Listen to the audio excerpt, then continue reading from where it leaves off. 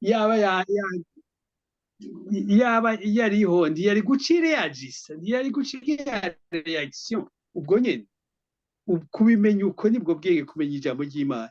Imana irabivuga yewe bitubwiye neza iti urabikora nkihorera ukamengo mbwanye nawe, ariko kandi irabitubwira neza nzoguhana. Kumenya yuko hari igihano kizoba nibwo bwenge. Iti kandi iti ndabishira imbere y'amaso yawe izobikwereka neza tape par etape uko bikurikirana. Uko rero kubimenya ubwo nibwo bwenge. Kumenya ubwo nibwo bwenge rero. Hanyuma umurongo wa 32 amahanga yose azokoraniriza mu nyonga ziwe, azorobanura nk'uko umwe wese arawanura intama mu mpene. Kubimenya hariho Nowa yarababwira ati nimwitegure isege, ni ukuvuga en fait l'Ancien Testament, isezerano rya kera ni image ya Nouveau Testament, irabitwibutsa kujya kwa Nowa byari bimeze niko n'ubu bizomera, niko n'ubu biri. Kujya kuri Nowa byari bimeze niko n'ubu bizomera. Nowa yaritegura. Ndakumenyesheje yuko Nowa yateguye ubwato bwiwe imyaka 100, akaroni agakwirikira neza buhoro buhoro, etape par etape akwirikiza ico Imana imubwira. Hanyuma abandi bakagira bati hariya hariho agatama kasaze kariko kubaka ubwato. Hanyuma igihe kigeze, umuryango wiwe wakwirikiye kumviriza ijambo yababwiye nibo bakize bonyine. Ubu hari abo ushobora kumubwira uti kizwa. Hari umuntu yigeze kubwira umengo ni madamu, yigeze kumubwira ati mbega ntiwokizwa, mbega ntiwokwakira Yesu nk'umwami n'umukiza. Amaze kumubwira 2 gatatu, na jewe hariho nigeze kubwira hari macarabwira ngo mbega wewe wakijijwe ryari, wakijije ufise imyaka ingahe, none ntiwondindira nkagacamwo nanjye nkazokizwa mfise iyo myaka. Ukamengo Yesu azoza urumva ubwo nibwo bwenge. Ukamengo uriko uramugobera, ukamengo uramugoye, ntamenye amfete gukizwa ni kuneza yawe ni kuneza yanje. Si service uri kuranda Pasteur, si service uri kuranda umugenzawe, si service uri kuranda ishengero, si kusa ni wewe pour toi et votre famille. Naho Yesu Kristo atoza, naho Yesu Kristo atoza ubu muri iyi minsi cyayi hirya y'ejo. Ijambo ry'Imana riravuga ngo na generation yaba izohezagirwa gushika kuri generation y'igihumbi kubera wewe. Naho ubona ndababwira igituma Uburundi, harya Uburundi ikibugoye, ikitugoye ingorane nkuru nyamukuru si ibi by'ubu, ni mu myaka ya kera. Abarundi bararaguza, abarundi barasambana, abarundi bagira abagore babiri, abasokuruza basanga bafise abagore batanu. Mu busambanyi byari ibintu bisanzwe, byari ibintu très normal. Gutera intobo canke gucinga icumu imbere y'inzu byari ibintu très normal. Donc rero ivyo vyose ama malediction niye yakweza Uburundi bikidukwirikirana. Ugomba ko umunyabwenge ko n'uruvyaro rwawe naho rutoba rurugize gute, nuco abantu kubera mondialisation, kubera ibintu bagomba cap urashobora kubona umukozi w'Imana akenya amerewe nabi canke physiquement kubiboneka amerewe nabi, ariko mu myaka ise naho Yesu Kristo atoza ubu abana bibo bazohezagirwa kubera uyo mutama umupastori aparama Kenya wagomba n'ikirato genda carahengamye, ariko uruvyaro rwe ruzohezagirwa. tuvuze yuko Burundi bwokizwa rwose, isi igakizwa rwose, nibwo bwenge. Ibi bintu vy'ama homosexualité vy'ibiki vy'ubusambanyi, ibi nivyo bizanira umuvumo isi. Corona yaragiye, homosexualité ibaca baragira, abantu bagira ngo se corona yohera twokizwa, igitangura mu Butaliyani baguma baboroga ibiki n'ibiki, Yesu tugire ikigongwe tubabarire turagire iki, ariko iheze pi umego nta na kimwe kicibuka. Muribuka kuri Farawo vya bihano yaziraza kimwe kimwe, hagahera iminsi, bikere bigatera, inzige zigatera, ibintu byose bigatera, abana bagapfa, hagahera nk'imyaka ingahe. Naho ubu haraza ikiza ca sifilisi, bikaza ubu muri ino myaka hakaza gripe igatera ikamara abantu, hagahera imyaka ishika ingahe ukamengo ni normal bigahera, hakaza sida bigahera ukamengo ni ibintu normal, hakaza corona isi yose, kandi uko iminsi iduga niko biza bikomeye. Abantu bose ntivyari bwashika isi yose mu gapfukamunwa bakivuka bakagenda badahema. Ibindi byose nibikwirikira bizogira. Umunyabwenge rero aguma yitegura, aguma asenga, aguma avuga ijambo ry'Imana, aguma avuga ubutumwa, avuga kora kumwe kwa Nowa kwa kera, aguma yumviriza ijambo ry'Imana, kuko niwe yakora burya bwacu, ntiyabukora uko ashaka, yabukora akurikije ama directive y'Imana, nivyo Imana imubwiye. Natwe tukurikize tumvirize mpwemu yera, kuko abana b'Imana n'abarongorwa na mpwemu yera. Yesu Kristo yaravuze ati ndaduze mu ijuru, ariko sinzobasiga mwenyene, nzobarungikira umwitsa, abibutse ngene mutegerezwa kugenda. Kubimenya nibwo bwenge, kubimenya nibwo bwenge, tugire tuba abanyabwenge. Umurongo wa 35,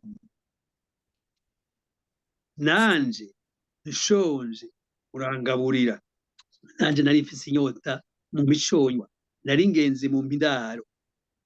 Kumenya ivyo nibwo bwenge, kumenya yuko uriko urafasha umukene, uriko ufasha Imana, nibwo bwenge.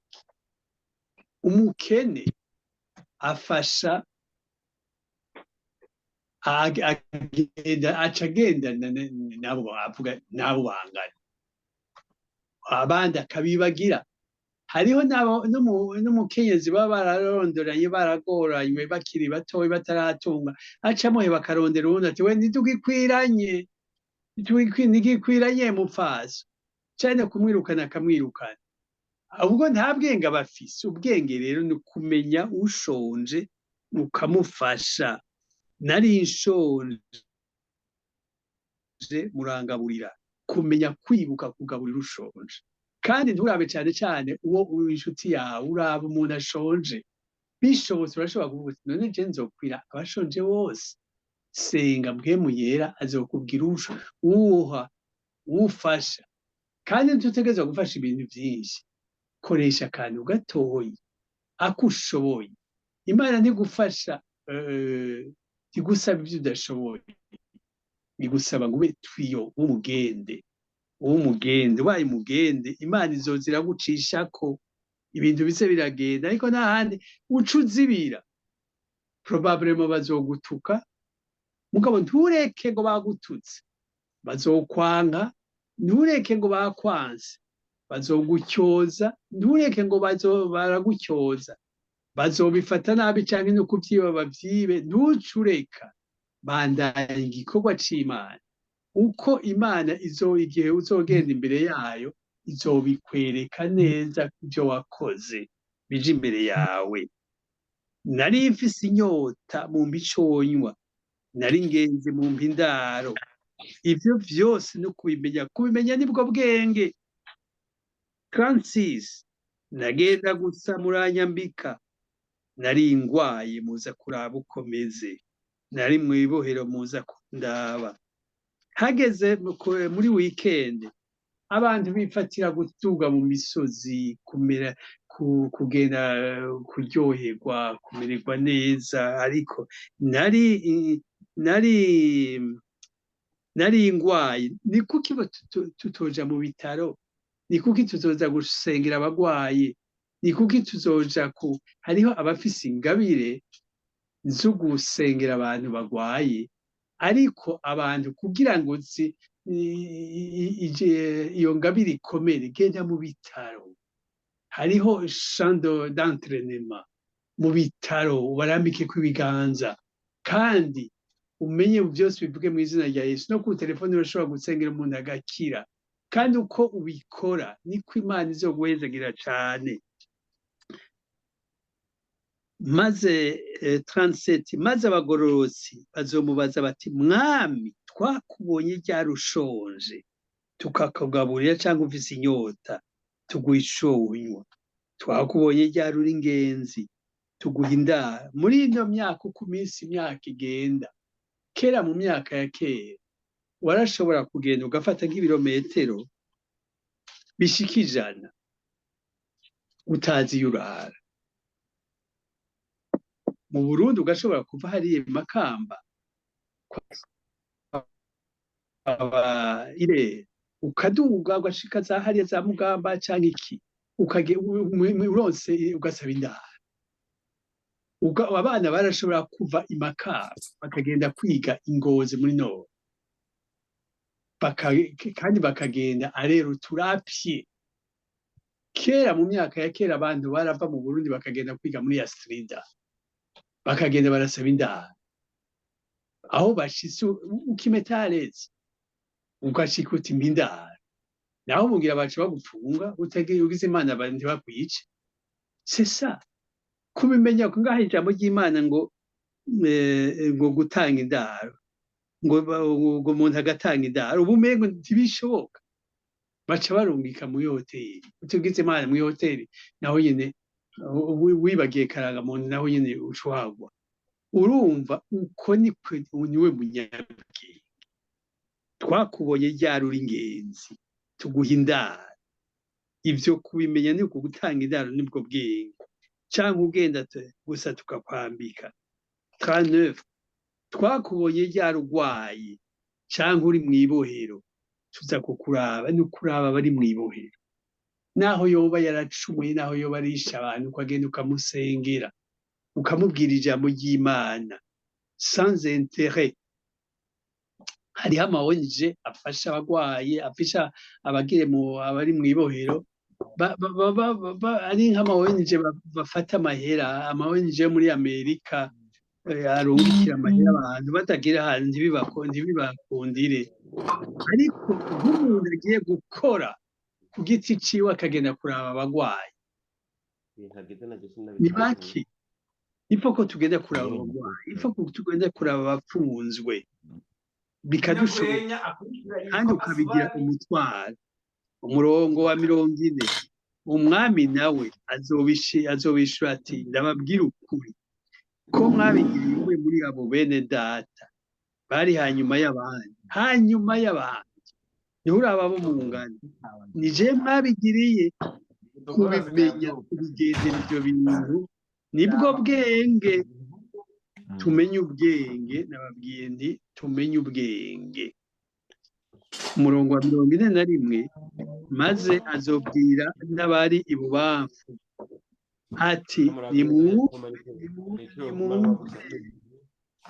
nimwumve iruhande mwabivume mwe, muje mu muriro utazima wateguriye Satani n'abamarayika biwe.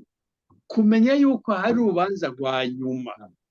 Kwiyumvira uti mbega wowe uhora wiyumvira uti mbega nzocibwa urubanza uruhe, nzocibwa urubanza uruhe. Nitwiyumvire gusa amadosiye Satani atubwira, impapuro, iki, kujaha, gukora iki, kugira iki, kuja hehe. Oya, iryo Satani araduhuma amaso. Ariko twiteho iyo tuja, twiteho ko Yesu ari mu kuza. kwitaho ibya Israeli cyane amaso kubona ko Yesu abivuza n'ibyo ubwo rero cyane cyane ibyo bidufashe cyane cyane gutunganya imitima yacu gutunganya imitima yacu kuko byose niho bidudubiriza tumenye ko ariho byose bitegereza kuba umurongo wa 43 nari ingenzi ntimwamba indaro nagenda gusa ntimwanyambika nari ingwaye nari mu ibohero kandi rero Imana rero iciza c'Imana ni kimwe iciza c'Imana dusaba ibintu byinshi isaba ico dushoboye isaba ico ushoboye ico udashoboye ndikigusaba oya kandi gusaba ivyo yaguhaye kandi ivyo yaguhaye mbe ndakubwire umwana atazi ubwenge umuhaye umwana ng'umukate munini ukaca umuha mukate sinuyahaye muti woshobora kumpa agakate gatoye agakate kangana gutya singuha ni umuhaye umwana atazi ubwenge agira gutyo natwe rero tuba abanyabwenge tumenye gutanga tumenye gukorera Imana aho tuzoba tubaye abanyabwenge naho yoba ari tuntu dukeyi utange dukeyi kuko utabaye umwizigwa ku tuntu dukeyi ntuzoba umwizigwa ku bintu bikomeye maze 44 maze nabo bazomwisho bati mwami twabonye ryari ushonje ufise inyota uri ingenzi twite abashonje twite abanyotewe twite abafise ingenzi naho yoba 10 euros nta mahera dufise nta mahera ufise ariko kumwiyumvira ko naho yoba ari 10 euros hajya niho we Imana irabona ko biri mu mutima kandi ntubanze kuvuza ingoma ntubanze gutera gwaserere mu bikini bigukoze bitangaza ubikora mu ibanga ukamenya ngene ubigira mbwe akubwira ngene ubigenza 45 maze azobishura ati ndababwira ukuri ko mutabigiriye umwe muri abo habaye Imana n'abandi nanje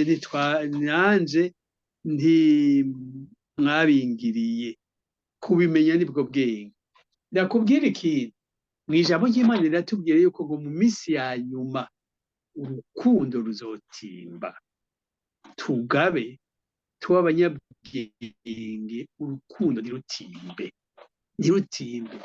mu gifaransa bavuga ngo un homme averti en vaut deux natwe tuba abanyabwenge urukundo ntirutimbe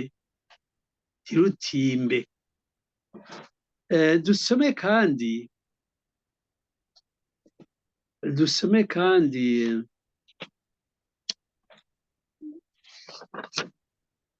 abi Filipi igice cya 3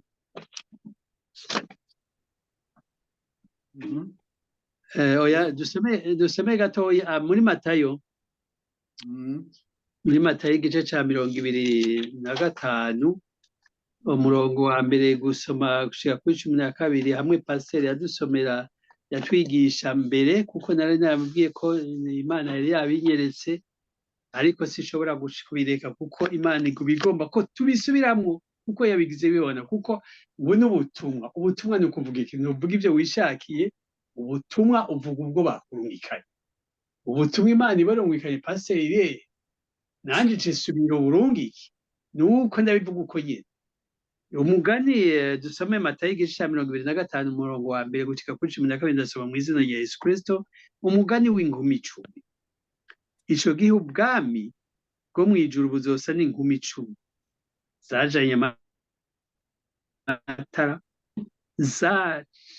amatara yazo zija gusanganira umukwe 5 muri bo bari bijuju abandi 5 bari abanyabwenge kuko vya bijuju mu kujana amatara yavyo bitajananye n'amavuta ariko abanyabwenge bo bajananye n'amavuta mu macupa yabo hamwe n'amatara yabo umukwe agitebaganye bose barahunyiza barasinzira mu gicuku kumvikana urwamo ngo nguyu umukwe nimusohoke musanganire buno za ngumi zose zirazazanirwa zirazanzamuka zitunganya amatara yazo. Bya bijuju bibwira abanyabwenge biti nimuduhe se ku mavuta yanyu kuko amatara yacu ariko arazima. Ariko abanyabwenge barabishura bati kumbure niho dukwira twese, ibyiza nimuje kubadandaza mwigurire. Bakigiye kugura umukwe arashika, abiteguye binjirana nawe mu bukurugi rurugagwa. Mu nyuma ya za zindi nkumi nazo ziraza ziti mwami mwami nutugururire. Nawe arabishura ati ndababwira ukuri sindabazi, nuko mwame mugavye kuko mutazi umunsi canke n'isaha. Mwame mugavye twame tugavye. Umurongo wa mbere, ico gihe ubwami bwo mw'ijuru buzosa n'inkumi 10 amatara yazo ziza gusanganira umukwe. Niko bimeze. Uwo mugani ni umugani uhambaye cane. Tumenye yuko kare twavuze yuko impene n'intama, ubu naho ni Yesu Kristo, kandi iyo migani Yesu Kristo niwe yayiduciriye. Si imigani ya Samandari nayo nyonga, si uwundi yayiciye ni Yesu Kristo. Umurongo wa kabiri, 5 bo muri bo bari bijuju, abandi 5 bari abanyabwenge. Nanje navuze nti tuba abanyabwenge, kuko bya bijuju mu kujana amatara yavyo bitajanywe n'amavuta. Natwe amatara yacu ni twebwe nyene. Amavuta ni mpwemu yera. Tuzure mpwemu yera. Kuzura mpwemu yera ni iki? Kuzura mpwemu yera ni kurongorwa na mpwemu yera, kurongorwa n'Imana ikakubwira ico, ntihagire ikintu na kimwe utabajije ukakibaza. Imana ibibajije irakwishura, uyibajije irakwishura. 4 ariko abanyabwenge bo bajananye n'amavuta mu macupa yabo hamwe n'amatara yabo. En fait, umunyabwenge yama yuzuye afise plenitude du Saint-Esprit, yuzuye mpwemu yera. Kuzura mpwemu yera no gusenga cane gose. Kuzura mpwemu yera no kurimbura ijambo ry'Imana. Kuzura mpwemu yera no kumeta en pratique ijambo ry'Imana. Kuzura mpwemu yera no kuguma wiyumvira ico Imana ikubwira. Kuzura mpwemu yera no kugira urukundo, kuko mu minsi yanyu mu rukundo ruzotimba. Tirutimbe kuko mpwemu yera ari muri wewe. Kuzura mpwemu yera no kugendana n'Imana, no kugira ubushobozi buvuye ku Mana. Hariho benefice. Ukabona mu ijambo ry'Imana rigira ngo veillez et priez. Ukabona ukaraba uti iki kintu kiko kirakora. Iki kintu iyo Satani aje kundera kara, Satani agira iki? Agomba kumbruya, ukamenya ubwenge, kuko nibwo bwenge. 5 umukwe agitebaganye bose barahunyiza, barasinzira. Yesu Kristo ashobora gutebagana. Yesu Kristo ashobora kuza ariko atebaganye abantu barasinziriye. Siho bari. Bamwe bari muri business, abandi bari muri bindi, abandi bari muri wazira, abandi bari muri plaisir, abandi bari muri ibi n'ibi. Ubwo nibwo bujuju. Naho umunyabwenge ariko akora kumwe kwa Noa, ariko arumviza ijambo ry'Imana icamubwira ati ubaka gira iki. Umukwe 6 mu gicugu humvikana urwamo ngo nguyu mukwe nimusohoke. Urumva umukwe yaje ryari? Mu gicugu. Mu gicugu qu'est-ce que ça veut dire?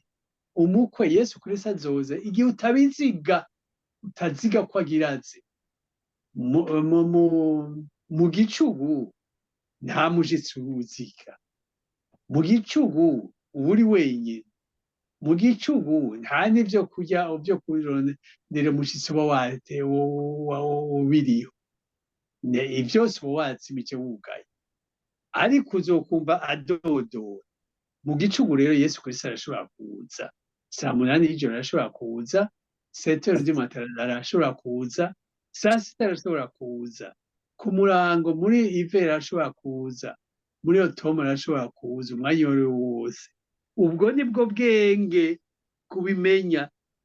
seti buno za nkumi zose zirazanzamuka Yesu Kristo niyaza ntuzizanzamuke oya bimenye ubu bitegura ubu aha nico gituma ijambo ry'Imana ryari ryavuzwe yaba nari uwundi nari gushobora kubikuramo ndi paseri yabisiguye oya kwigisha no gusubiramo kandi none Imana yavuze iti subiramo nuko vya bijuju bibwira abanyabwenge urumva vya bijuju bice bibwira abanyabwenge biti nimuduhese ku mavuta ku mapetrole ku ma essence ku miki ku mazutu kuko amatara yacu ariko arazima ntibikunda ariko abanyabwenge barabesha bati kumbure urabona ngene abanyabwenge bagumye bishura neza bari abanyabwenge ku buryo no kwishura bishuye neza bati kumbure ntiyodukwira twese kubera iyo dukwira twese que ça veut dire yuko bobo bari bafise yuko bakeneye yuko bagera la plénitude du Saint-Esprit aguma yuzuye hanyuma kuba mpwemu yera umukuyeho gatoyi nawe ucuzuye ayo mavuta rero ntivyari gushoboka kuko iyo babaha bakeyi ntiwaryo uti none ni kuki batabahaye mpwemu yera wigabanije ntubucuzuye uyigabanije ugakura gatoyi tuvuge ndaguhe nk'akarero gatoyi ugiye gutukana ukagenda tuvuge kunywa inzoga utureka ncishemo gatoyi nywa inzoga ngende bikiri ya plénitude du Saint-Esprit azosanga ya mpwemu yera ntibikunda hari umuntu yigeze kuvuga ati none ni kuki abakizwa batanywa inzoga abakizwa igituma batanywa inzoga kuko hari ibintu bibiri icambere abalewi Imana yari irabujije kunywa ibiboreza kunywa inzoga abalewi ni kuvuga iki abalewi n'abaherezi twebwe rero abakizwa bamenye Yesu nk'umwami n'umukiza uri umuherezi rero ntuja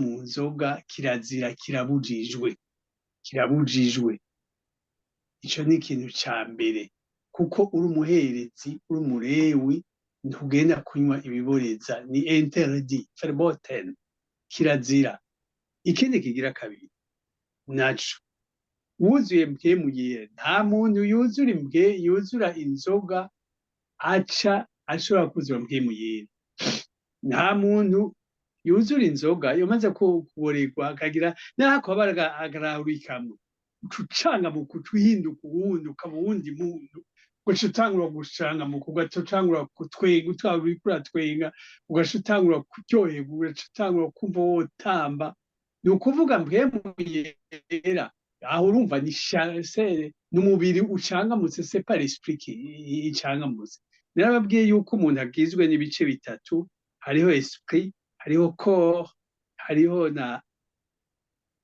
na âme donc ushizemo inzoga akayoga igice gicangamuka si esprit ni ukuvuga muri ivyo bitatu ari âme esprit corps hari ikintu kigaba kiri chef de mission ilifo yuko iba esprit saint ni contrôla icibwira umubiri iti je suis chef maintenant koriki ndi umubiri koriki ame koriki ariko ugize uhaye inzoga urumva umubiri ucangamuka ni ucuba chef ugaca urishavuye utwenga kubera wanyoye akayoga n'icuba chef esprit gacimanuka hanyuma corps na ame bigaca biduga ame ni ukuvuga ibishobisho kuba ushuha kubera inzoga kubera iki ariko esprit ikaba ikimanuka esprit se ikibigiye nico gituma rero ari bibi kunywa inzoga umunyabwenge rero yirinda ico cyose cyo mutwara mu vyaha n'ibisa n'ivyaha ubwo rero nibwo bwenge uko abantu baragira ngaha urashobora kunywa duke ngo n'abazungu baranywa ngo nabonye naka ngo baranywa akavinyu gato canke ngo uranywa winyegeje ukareka kugira iki oya satani wakongorera ati nywa ntacyo nta ngorane. Hanyuma urashobora kuba urinywa uri kurazikirika, hanyuma rero mu gicugu umukwe akaza, hanyuma ugasanga mpwemu yera, ya mavuta ya mpwemu yera nayo ugira amavuta ya mpwemu yera akuna. Hanyuma rero ngo byagenze gute? Ubu rero nicyo gituma nakubwiye nti umunyabwenge wamugavye. Kandi rero iciza ukoze ugiye mu mana ukinjira ukagira mpwemu yera ukarindira Yesu Kristo kugira aze kugutora, uhezagirwa spirituellement, ugahezagirwa physiquement, ugahezagirwa économiquement, ugahezagirwa financièrement, ugahezagirwa d'une façon intégrale. Ama bénédiction amavuta ya mpwemu yera akakuzako hose d'une façon intégrale. En fait, gukizwa c'est ce qu'on appelle le changement radical. Le changement radical no kuvuga ugahinduka ukundi ukabundi, aho wahura ugendera ukagendera mu yindi face. Même les amis tu changes. Nivyo wahora uraba urahindura, nivyo wahora usoma urahindura, ibintu byose ugahindura ukaba uwundi mushasha. Le changement radical. Ntugira agace ngugira akanguka ndakigumanye, oya, ubwo nibwo bwenge. Gukizwa en fait kuya bagira bati umurokore ni ukuvuga urarokotse, ni ukuvuga ucitse ku icumu bayi mushasha. Icyaho hamwe mu kumenya kugiza ubwenge ati mbega uyu ni wa wundi twahora twumva, uwo ni wa wundi yahora mugenzi wanje, abagenzi bawe wahorana kera abasengera ukababwira ijambo ry'Imana. C'est ça. Donc c'est ça, uko niko gukizwa, c'est le changement radical, ugahinduka gose. Oui, byabijuju bibwira abanyabwenge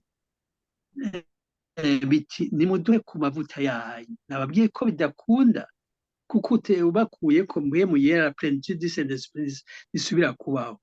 Ariko abanyabwenge barabishura bati kumbure niyo dukwira twese.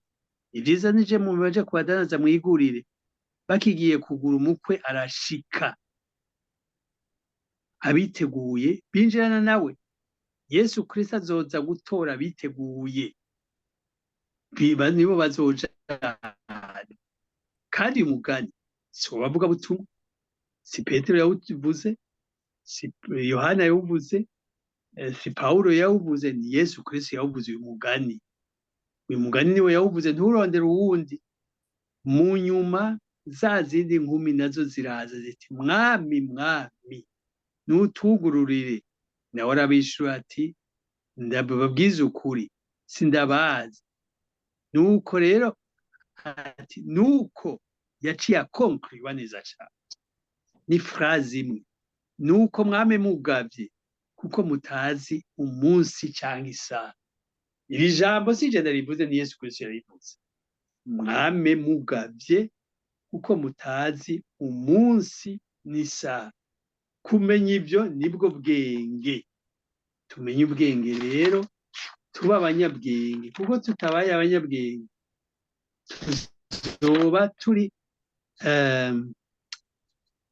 tuzoba turi bijuju.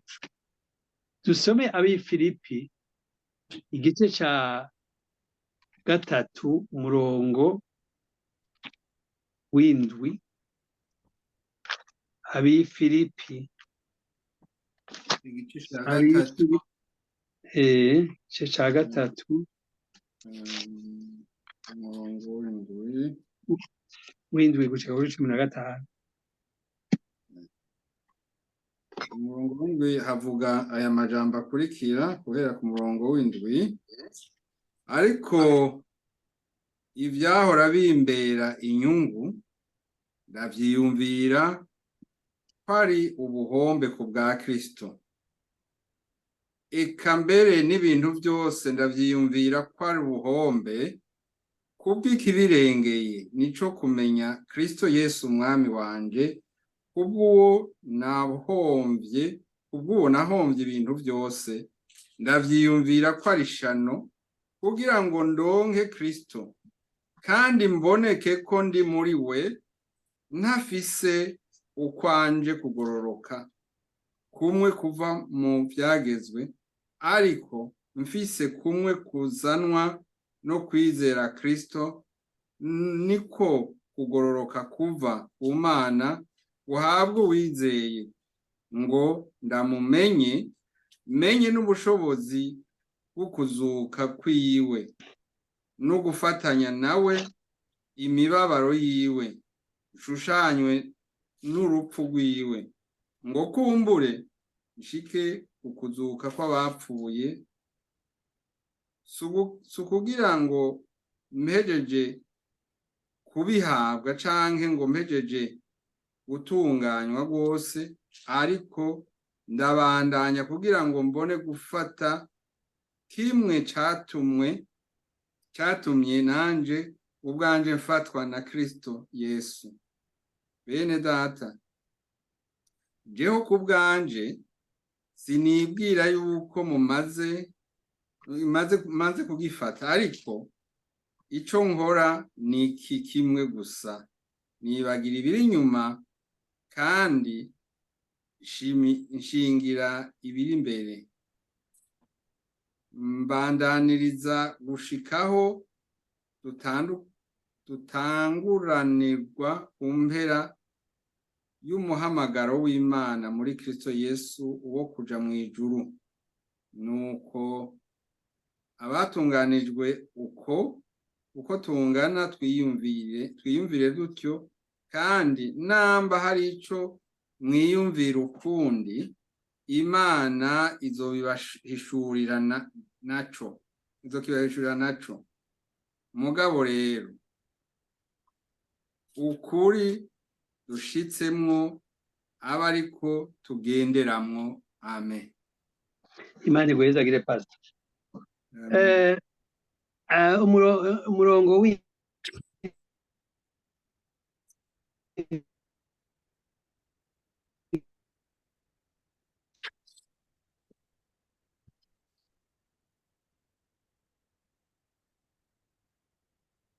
turiko turakumva, subiye gucika.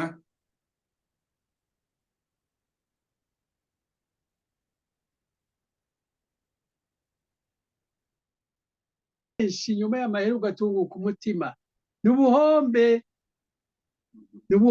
biriko biguhumura, bikubuza iyo uja kuja mu busambanyi, mu bagore bikitusa, aho arivyo warijamwo kera. Ubu n'ubuhombe ku bwa Kristo, kugira inzu nziza cane gose isayangana, canke kugira umuduga mwiza cane ku bwa Kristo, ukaguma wiruka kurondera umuduga kugira ngo ugare, kugira ngo bakubone, aho kugenda kurondera ijambo ry'Imana kubwira abantu ubutumwa. Ivyo vyakubereye ubuhombe. Ubwo kubimenya nibwo bwenge. Aho abandi bakubwira bati mbega abandi ko bagenda kugira business, naho ivyo bintu uri kwica, muri kurazezeta. Twamye tuvuga tutabanya abakizwa n'ibijuju, abandi bariko barondera amahera, bariko bagenda, nawe uri muri ivyo. Wewe uri kugira iki? Mbe muhimbwa ngaye, murondera ngaye ivyo bintu murimwo, muri kumwe n'umuzungu, mugendana n'umuzungu, hariho finance, hariho avantage. Hari umuntu ashobora kuvuga none avantage niyi, birimwo amahera, bazobahemba, bazowugira iki? Ubyo byose vy'amahera, to ukaba y'amahera wari urondera, umenye ko ari ubuhombe ku bwa Kristo. Ukubimenya rero nibwo bwenge. Umurongo wa 13: bene data, jewe ku bwanje sinibwira yuko maze kugifata, ariko ico nkora ni kimwe gusa: nibagira ibiri inyuma, ngashishikara ibiri imbere. Hariho umuntu hariya kwabaye irere, yari umudamu umwe, hariya iwanyu hariho ahantu hitwa Bukeye,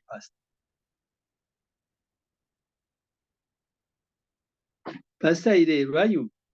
Yego, hariho. Umudamu twarakoraniye, yava hariya mwabaja mu Bukeye. hanyuma baramubaza nawe yagenda agaramye agenda agororotse baramubaza bati mbega hewe madame X wewe ni kuki ugenda aho uribuka yuko wapfuye hariya epfo mu nyaganyaga mu bukeyi hariya epfo ivugije haza amakamba yaciye jewe ndabiyonja sinabiyumva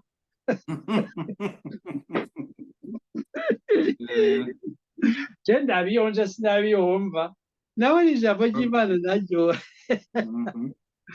ngo bene data jewe ku bwanje sinibwire yuko maze kugifata ico ngora ni kimwe gusa nibagira ibiri inyuma ngashishikara ibiri imbere donge turabe iyo tuca turabe iyo twavuye turabe ivyo maze gukora hari umuntu ushobora kuvuga ngo timbwire ngo kera ngikizwa kera ngikizwa ntarisha nari moto vuga intahe z'ubu ivyabaye ubu imaye n'ahantu uvuga Yesu nazogavuga ngo kera vyagenze gute oya kandi urabi biri imbere avance nous sommes en compétition turiko turanigana turiko turiruka turiko tuja imbere rabi biri imbere uwo ukubimenya uko yuko utegerezwa gukovya ntugira ngo narashitse ntugira ngo narakijijwe ntugira ngo je mvuga ubutumwa neza je ndasenga cane je nsenga gatatu je nsenga nisonzesheje oya endereya songa mbere bahinga babandi je imbere genda imbere hanyuma uti bene data jewe ku bwanje sinibwira yuko maze kugifata ariko ico ngora ni kimwe gusa nibagira ibiri inyuma ngashishikara ibiri imbere ubwo nibwo bwenge 14 ndakovya gushikaho dutanguranirwa ku mpera y'umuhamagaro w'Imana muri Kristo wo kuja mwijuru kumenya ubwenge no gukovya gushika ryari no gukovya gushika Yesu Kristo agira ati stop c'est ça Paul yarakovya gushika ku munota wa nyuma Petero yarakovya gushika ku munota wa nyuma Paulo yarameze nkawe nugukovya gushika kuri souffle ya nyuma ku munota wa nyuma hariyo umuntu bigeze kuvuga yo umukozi w'Imana yo mu Pasteur bati tugomba kugira jeune prier ngo yaje ndashaje nta bintu bya jeune prier ndashaje mwe mugira mwe kiri bato mwe mwisonzeshe mwene mwisonzeshe en fait kwisonzesha urashobora kwisonzesha mubwira ubwo ivyo ushoboye en fait il faut pas forcer ubwira ivyo ushoboye mugabo ivyo ari byose gira ukubibo mugabo ukovye ndakovya ushisaho dutangurira nous sommes en compétition nous sommes des combattants spirituels kumpera gushika kumpera y'umuhamagaro w'Imana muri Kristo ndakubwira aha twebwe ntituramvye kubera tuzi gukwepa urupfu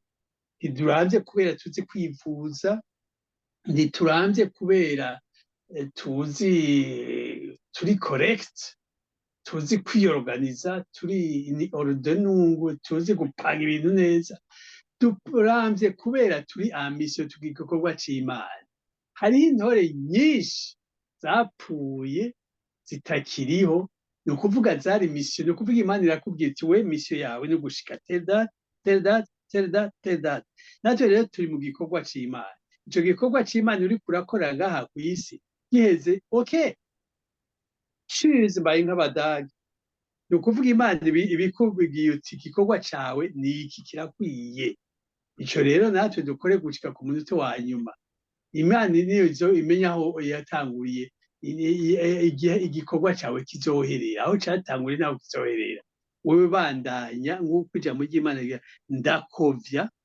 aho gushika dutanguranirwe ku mpera y'umuhamagaro gushika ku mpera y'umuhamagaro w'Imana muri Kristo Yesu wo kuja mwijuru aho niko ni kubimenya nibwo bwenge dusome turisa n'abagomba kurangiza itanguriro igice ca nari nababwiye igice ca 6 umurongo wa 5 gushika kuri 12 itanguriro igice ca 6 umurongo wa 5 gushika kuri 12. nuko uhoraho abona ibibi by'abantu ingene ari byinshi mu isi, kandi ko ivyiyumviro vy'imitima yabo vyamugoreye gukora ibibi gusa na ntaryo. Uhoraho yicuza ico yaremeye abantu mu isi, bimutera intuntu mu mutima. Uhoraho aravuga ati abantu naremye nzobamara mu isi, uhereye ku muntu n'igikoko n'icikwega n'ikiguruka mu kirere, kuko nicujije ico nabiremeye. Ariko Nowa we, Uhoraho aramushima. Uru nirwo ruvyaro rwa Nowa. Nowa yari umugororotsi, ntiyagira agasembwa mu gihe c'urunganwe rwiwe, kandi Nowa yagendana n'Imana. Yavyaye abahungu 3, Shemu na Hamu na Yafeti. Kandi isi yari yononekaye imbere y'Imana, yuzuye umuryano.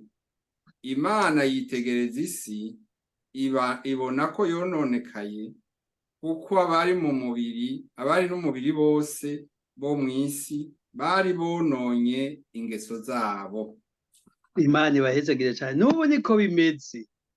Umurongo wa 5, uko Uhoraho abona ibibi by'abantu ingene ari byinshi mw'isi. Murabibona ibibi ingene bimeze. Umuntu atariko arakora ivyo bibi umengo ni kijuju, umengo ntazi yari. Niko bimeze. Uko vyari bimeze kuri Nowa n'ubu niko bimeze. Kandi ko ivyiyumviro vy'imitima yabo vyamenyereye gukora ibibi gusa na ntaryo. Abantu bari mu busambanyi, abantu usanga babana kurya kw'impene ngo copinage, ugaca usanga imisore n'inkumi barabana komsa, amadivorce arabana komsa, barabana imyaka 10, bavyara ahandi kana kamwe canke ntibavyare, yamavortema uko bishakiye, n'importe comment, byose ni en désordre. Uhoraho yicuza ico yaremeye abantu mw'isi. Uhoraho aricuza ico yaturemeye, bimutera intuntu mu mutima. Hagitebe ikarongo iki kiza ni avertissement.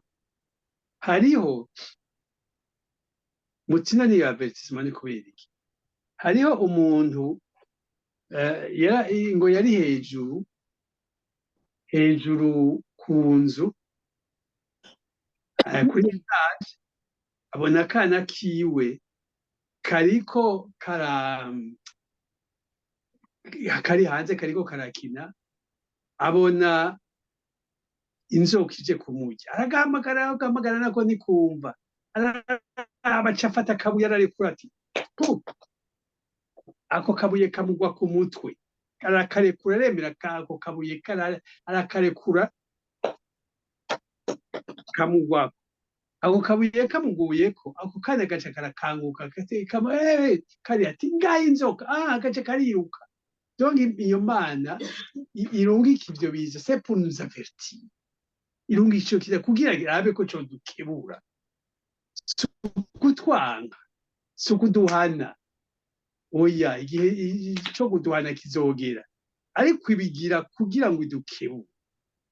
Sukuvuga ngo ibiduhanishije sida, iduhanishije iretse ngo sidize, ngo ibiki kukiretse bikaza. C'est pour nous avertir, attention, danger là-bas. Uko niko ibintu bimeze. Uhoraho aradukunda cyane, ariko rero abanyabwenge barabibona, abatari abanyabwenge ntibabibona, bagira ngo mbega iki kigesera tuva ko ryari twibananiza ivyo twarimo. Nurudubi. Uhoraho aravuga ati abantu naremye nzobamara mw'isi, uhereye ku muntu, igikoko, icikwega n'ikiguruka mu kirere, kuko nicujije ico nabiremeye. Imana iricuza ibonye homosexualité, iricuza ngene yaremye isi, umugabo n'umugore, ukazabumva ngo umugabo abana n'umugabo ngo yagiye gukwa umugabo, umugore yagiye gukwa umugore. No, c'est incroyable. c'est comme ça imana iricuza witi ariko nowa aramushima puruvudire naho ubona bose bagira gutyo naho nzosigara jenyine uzuvuga uko uzobura umunyabwenge na nowa yari wenyine bamubona ko ari kigugu ariko nowa we uhoraho aramushima ubwo nibwo ruvyaro rwa nowa yari umugororotsi ntiyagira agasembwa mu gihe cabo barukanye kandi nowa yagendana n'imana nowa yari umuntu nawe mu rungano uri mu ngana kumbe biriko birononekara gendana n'imana ukumane n'imana none rero dukora iki tubigenze gute navuze nti tuba abanyabwenge ico twokora pastor soma abami ba mbere igice ca 3 umurongo w'9 ubu rero tugende muri application ariyo conclusion nababwiye byinshi twavuze bitari bike turabe ico twokora ico wokora ico nokora kugira tuba abanyabwenge abami ba mbere igice ca 3 umurongo w'9 abami ba mbere igice ca 3 umurongo w'9 avuga ngo none rero jewe umusavyi wawe numva umutima w'ubwenge ushobore gucira abantu bawe imanza menye gutandukanya ikibi n'iciza none ninde yoshobora gucira imanza iri hanga ryawe rihambaye imana iguhezagire cyane en fait dusaba ubwenge imana ubwo bwenge ni ubwiki nk'uko uyu musavye uyu mwami Salomo yabisavye iwe yavuze ati none rero jewe umusavye wawe mumpe umutima w'ubwenge shobore gucira abantu bawe imanza menye gutandukanya ikibi n'iciza dusaba imana ubwenge tumenye gutandukanya ikibi n'iciza en fait ngaho kwisi hariyo kibi n'iciza dusaba ubwenge dusabe mpwemu yera twuzuye mpwemu yera ko mpwemu yera imana yavuze ntaduze mu ijoro ariko tuzobasiga mwenyene nzobarungikira mpwemu yera nzobarungikira umwitsa twuzuye ya plenitude ya za nkumi twuzuye ya za nkumi yatwuzuza amatara tuzuze amavuta ya mpwemu yera tuzomenya gutandukanya ikibi n'iciza nibwo bwenge ngaha kwisi hariho ikibi n'iciza gusa nta bindi deux choses nta bindi kibi na ciza deux choix yaraduhaye ubwenge rero tumenye ikibi n'iciza ico nico dukwiye gukora umunyabwenge amenya ikibi n'iciza hanyuma ubonye ikibi ubonye icyaha ugacatura ukacihana ugahamagara Pasteur ukacihana Imana yaraguhezagiye kuko icaha kitatuwe ntaho kija uti kubera ikataho kija kubera ariko satani azakubwira ngo none ni cyaha kindi bwe ariko n'ahantu catuye ndo hariho ce qu'on appelle mu gifaransa la puissance de la parole nico cyiza cyo kwatura kuko catuye en fait gica kigenda uramenya na mpemu yera n'umutima ukumva ko wacatuye cagiye dusome kandi ndiko nababwira ico dukora ubwa mbere kwatura hanyuma ukamenya ikibi n'iciza ugasaba ubwenge imana ugasaba mpemu yera akakuzuza ubwenge hanyuma nababwiye muri yobu igice ca 28 itanguriro ry'ubwenge no kumenya imana hanyuma gutahura nako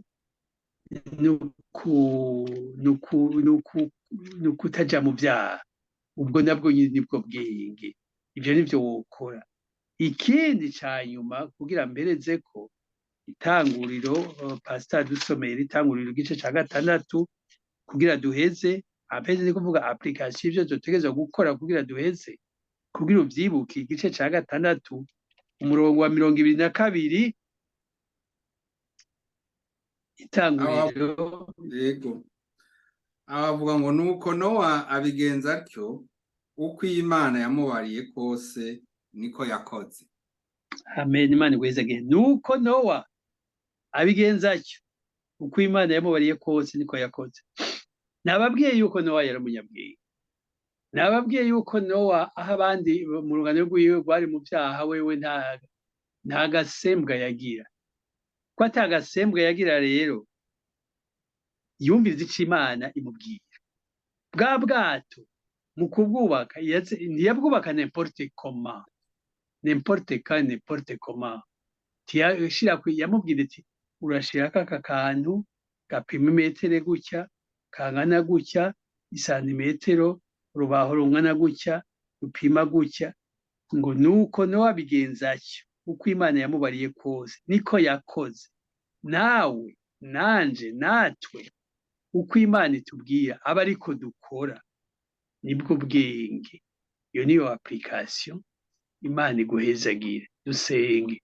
Mana Data wa twese uri mw'ijuru, urakoze, uragahezagirwa, uratwibukije ingene tubigenza, uratwibukije ko dukwiye gukora tukarimbura ijambo ry'Imana, tugakora ivyo watubwiye.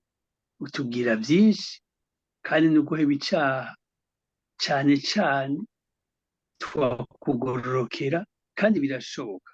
Nowa yari umuntu nkatwe, yari umuntu nkanje, yari umuntu nka mwene data, yarabishoboye. Aba bose watwigishije inkumi z'abanyabwenge, inkumi z'ibijuju, watubwiye uburorero bwinshi, nta na kimwe utatubwiye. Mana nzima, waraturungikiye ntaco utakoze, waraturungikiye mpwemu yera, umwiza atwibutsa ingene dukora, atwibutsa duha ubwenge bwo kumenya ikibi n'iciza, canke ingene dutezwa kugenda. Waratubwiye uraduteguza uti umwanya n'umwanya mugume mwiteguye. Mana nzima, tubabarire ibitugora, tubabarire Mana nzima, udufashe. N'ubu turacari ab'intege, bidufashe. Waduhaye byose, waraduhaye n'amahoro, waraduhaye n'ubushobozi bwo kumenagura imigabo n'imigambi ya Satani. Mw'izina rya Yesu Kristo, ntaco utakoze. Bana natwe, ugumane natwe, uduhezagire, udushoboze, uzoba ukoze uragahezagirwa, byose bigende neza mw'izina ry'umwami wacu Yesu Kristo. Amen. Imana ibahezagire cane, muba abanyabwenge, tuba abanyabwenge. Amen. Amen. Arakoze cyane Pasteur ku majambo atwigishije yo kuraba iyo tuja. Amajambo n'amajambo meza, umuntu amaze gusoma igitabo cy'ingenzi aca yibuka no Kristo ingene yaraba imbere, agenda arahura n'ibibazo byinshi mu nzira, ariko musubiza inyuma. Ariko we yarafise decision yo kudasubira inyuma, yarafise decision yo kuraba no guhagera igihe agahura n'intambwe, agahura n'ibigatanya vy'inyawihebutse. We yari decide, akavuga ati ntegerezwa kubandanya. Natwe rero Imana idufashe, umuntu arabe iyo ariko araja, ntarabe inyuma, arabe ibiri mu rugendo, ariko cane cane arabe iyo aja, kuko umaze kuba utazi iyo uja kiba kibaye ikibazo. Umukristo rero agirirwa ubuntu, Imana ibana nawe kubera yarafise decision. Nivyo hari abo bari kumwe bakaza barasubira inyuma, banyuma hirya n'ino, ariko wewe afata imigabo, ategerezwa kubandanya. Naho yabona bikomeye, yavuga ati nimba ari ugupfa, ntegerezwa gupfa kugwa imbere. Ariko hose yagiye abona Imana imutabara, hose yarabandanya, akazabona Imana iramwibutse, iramuhaye bamusigura butumwa, bamutabazi. Ngaba rero bamusigura butumwa n'ubutumwa nyene tuza turarya, ivyo umukozi w'Imana bakize batazira ngo zamurarya.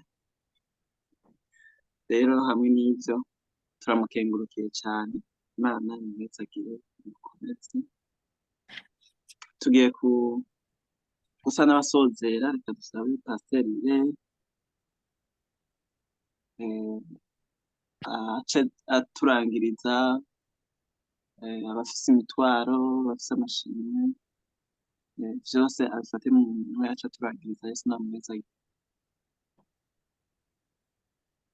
Murakoze, Yesu abahezagire. Amen. Ndanezerewe. Alo? Ego. Ndanezerewe rero no kumva aya majambo atwubatse. Uburorero umukozi w'Imana yatanze ni bwiza cyane. Yavuze ati mbega nta muntu yoba yarize kuri ETS, ati kumenya ubwenge nuko ushobora gukora ikintu kigakoreka. Nibaza ko harimo abiyumvisemwo. Yego. Twebwe tuba hano mu Budagi turafise ikintu novuga nti ni nk'ibahati canke n'umugisha twaronse wo kuba ngaho uragenda ukagura akabati, ukakagura ari imbaho, ukagashikana muhira, ugasangamwo igipapuro kingena ugakora. Igitanda nuko, ibintu byinshi uguze nuko. Benshi hari aho barinda gusaba uwundi aza kubibakorera. Iri jambo ry'Imana ariko rirasobanutse neza, naryo nyene rimeze uko nyene. Abapasitori n'abandi bigisha ijambo ry'Imana ico bahamagariye gukora ni ukukubwira ati aka rero kajaha kagakora gutya, gera rabugira uko. Ahamaze iminsi ndi mu bugaragwa kubera telefone, narahinduye aho naho randi nja mu yindi kompanyi ya telefone. Hari ibyo bakubwira gukora, iyo utabishoboye iyo telefone izopfa ikoze, nikora. Ku Mana sinibaza ko bimeze ukundi, je nibaza ko icyo ni igicapo cacu. Imana yaravuze ngo ntukibe, ati yamara oya ndoza ndiba duke duke. Imana yaravuze ati ntugasambane, atari kuri yawo ndiko ndamufasha ko urabona yarapfakaye. Canke ngo ati ntukabane n'umugabo atari uwawe, atari nyamara urumva noca mbombi bireka twe turibanira, nta n'Imana irabibona ko kameme bigoye. Yaramfasha ibintu nka bene ivyo, ariko ni rya jambo nyene Imana yatubwiye, tumbereza uko yakubwiye, naho umenga biragoye gumako. Naho umenga biragoye gumako. Muri mwebwe sinzi ngira ngo mukuze mwebwe vuba anesthesia canke ujya muti wo gusinziriza waraje. Umuntu agwaye igihute kera barakimena, nta anesthesia yabaho. Ari iryinyo bararigushikura, nta anesthesia yabaho. Imvunja zo ngira ngo ntizikibaho, nayo nyene barayigukura, nta anesthesia yabaho. Kandi bagukuye iyo mvunja wacu usimba buhongo. Aha rero turi muri iryo shuri.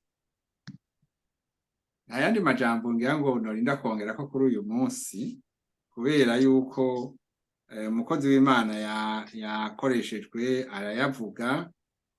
N'iryo ayandi tuzoyabona turi kumwe.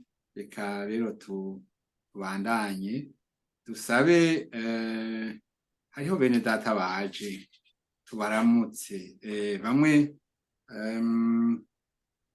twari tubakumbuye kandi nta numwe tudakumbuye hano, ariko tubosaba abo baje mu nyuma nabo baturamutse, hanyuma hace haboneka imitwaro dushe dusenga dusezerane kuri uno munsi.